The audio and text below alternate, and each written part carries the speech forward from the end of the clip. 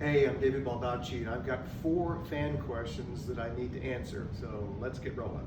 The first is, are you a plotter, or do you write by the seat of your pants and let your characters lead the story?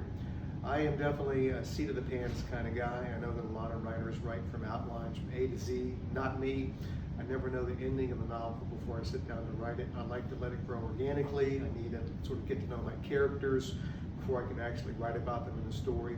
I use mini outlines here and there, like a chapter here or a chapter there, and towards the end I plot out some things, some basic points that I want to get involved in that, but pretty much it's organic for me, and that doesn't work for every writer, it works for me.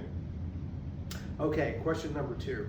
Which of the characters in my books most resembles me, and why is that? And if I were a woman, what female writer would I like to be? I like writing about female characters just because I grew up surrounded by them. I'm from a big Italian family, and also on my mother's side, I had like 30 aunts, and they always got together, and I just felt very intimidated and dominated, but I would observe them and see how they interacted. It's very cool. My mother was a very dominant woman, and my wife is clearly a very independent, dominant person, and we raised a very independent daughter. So I've been a keen observer all my life of human nature, and I've been surrounded by women my entire life. I'd like to write about them. And with Natalie Pine character in A Minute to Midnight, for example, she's a female agent in a very much male-dominated world. And I wanted to show people what it was like, how much of a challenge it is, how much harder she had to work in the same spot. Now, if I were a female, what writer would I want to be? I would have to say I want to be Sue Grafton, who wrote the Kinsey Millhone detective series. A is for alibi, B is for burglar.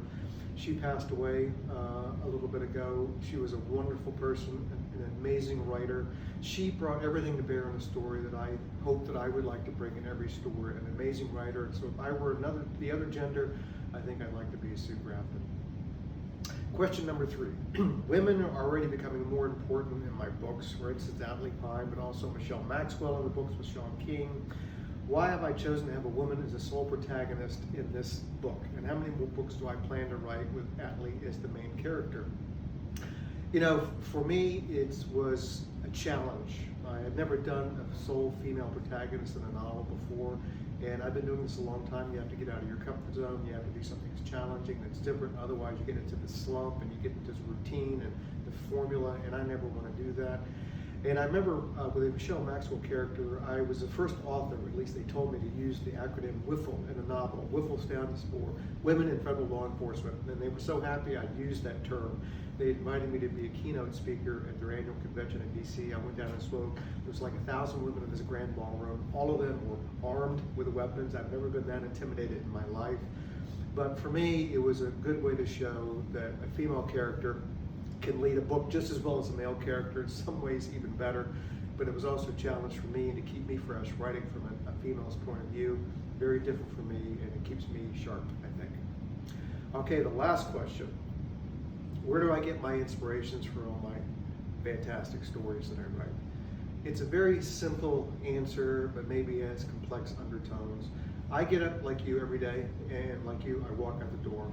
And maybe I see the world a little bit differently than you. I look at it through sort of the writer's prism. I did a masterclass online, masterclass.com this year, and I talk about the writer's prism. So when I go outside and I observe people, first of all, I'm not staring at my phone, oblivious to what's going on around me. I'm actually observing. So I see a guy getting on a bus. I don't see a guy getting on a bus. I wonder, why is he getting on the bus? Who he's going to meet on that bus, and who else might be on that bus and might be watching them. I see somebody looking out a window, and I wonder, what are they looking for, and who may be watching them. A little kid rides down the street on a bike, turns a corner, and I wonder what might happen if I threw in a little bit of fictional pixie dust. So my whole life and all my observations are tied to where is the story and what I'm seeing. So if you approach it from that point of view, you will never run out of ideas, and I hope to never run out of ideas. Thank you for such great questions. I hope you enjoyed the answers, and keep reading.